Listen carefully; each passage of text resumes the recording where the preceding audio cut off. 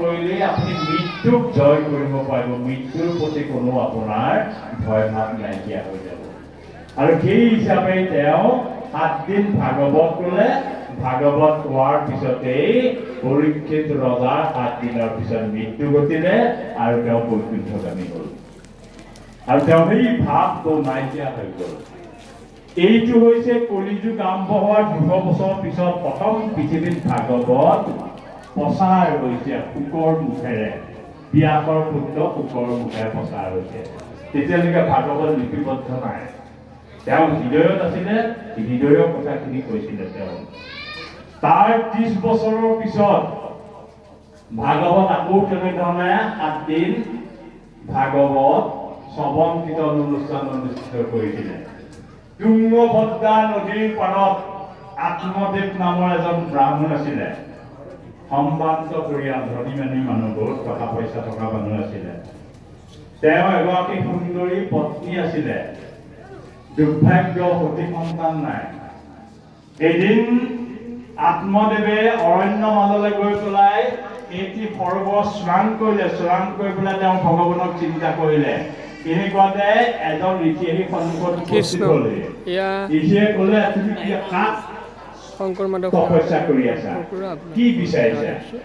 বোলে মোৰ এতিয়া সন্তান লাগে, সন্তান নহ'লে অসুস্থ হ'লে মানুহবিলাকে কয়, খোৱা-বোৱা কৰা বৰ নিন্দুক মানুহ চাগে মানুহে আমাক নিন্দা কৰে।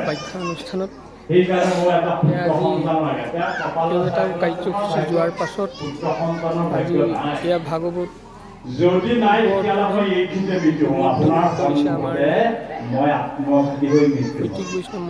তেতিয়া অলপ শান্ত হোৱা। তথা এওঁ দ্ৰব্যমন্ত্ৰে এটা ফল আনি তেওঁৰ হাতত দিলে। এই ফলটো তোমাৰ পত্নীক খুৱাই দিবা, খুৱাই দিলেই ইয়াৰ পৰা এটি সন্তান জন্ম হ'ব। তেওঁ বৰ আনন্দ মনে আনি পেলাই পত্নীক দিলে সেই ফলটো। পত্নীক দিয়াত পত্নীয়ে ফলটো ভিতৰলৈ নি চিন্তা কৰিলে, এইটো খালে মোৰ গৰ্ভৱতী হ'ব। গৰ্ভৱতী হ'লে মোৰ গাঁতটো বৰ ডাঙৰ হৈ যাব আৰু মোক খোজ কাঢ়িব নোৱাৰা যেন লাগিল। যদি কেনেবাকৈ চোৰ ডকাইত আহে, ঘৰৰ গোটেই সম্পত্তি সোপা নিব, মোকো কাটিব।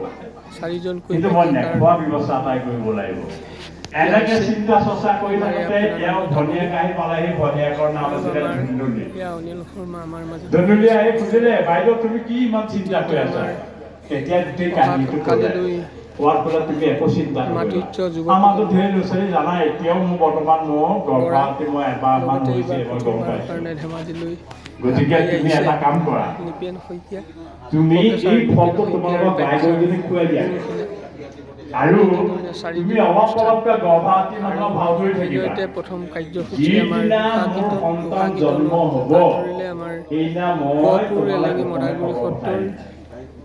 খবৰ পঠাই দিয়াৰ পিছত তুমি ভগৱান কৃষ্ণ যেনেকে মথুৰাৰ কংসৰ কাৰাগাৰত জন্ম হৈ ডাঙৰ দীঘল হৈছিলে নন্দঘৰত, সেই প্ৰক্ৰিয়াটোৱে মোৰ সন্তানটো তুমি লৈ আহিবা।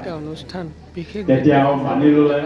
তেনে থাকিলে, নিৰ্দিষ্ট সময় পালে ইতিমধ্যে সন্তান জন্ম হ'ল। জন্ম হোৱাত তেতিয়া সেই শিশুটো আনি পেলাই ইয়াত পোৱালে। জন্ম হোৱা শিশুটো যেতিয়া পোৱালেহি, যিহেতু এওঁ মাক নহয়েই, মাক যেতিয়া ভনীয়েকহে, শিশুটোৱে গাখীৰ খাবলৈ নাপায়, কান্দিবলৈ লাগিছে। তেতিয়া তেওঁ আত্মদেৱক মাতি ক'লে, স্বামী, মোৰ যে বহুত দিন সতি সন্তান নোহোৱাৰ কাৰণে মোৰ স্তনত গাখীৰেই নাই। গতিকে সন্তানে গাখীৰ খাবলৈ নাপালে মৃত্যু হ'বলগীয়া। কি কৰা যায়? মই ইতিমধ্যে খবৰ পাইছোঁ, একে সময়তে মোৰ ভনীজনীও ল'ৰা এটা জন্ম হৈছিলে, এইটো মৃত্যু হ'ল। গতিকে ইয়াক যদি ভনীজনীৰ ওচৰত দি দিওঁ, ডাঙৰ হোৱালৈকে ভনীজনীয়ে তুলি ডাঙৰ দীঘল কৰিব, আৰু যেতিয়া ডাঙৰ হ'ব তেতিয়া আমি লৈ আনিম। সেইমতেই কাম হৈ গ'ল। আৰু যেতিয়া যুৱক হ'ল, তেতিয়া তেওঁ লৈ আহিলে। ইতিমধ্যে যে ফলটো খুৱাই দিয়া গৰুজনীৰ গৰ্ভৱতী হৈ তাইও এটা পোৱালি হ'ল, মানুহৰ নিচিনা, কিন্তু কাণ দুখন গৰুৰ নিচিনা।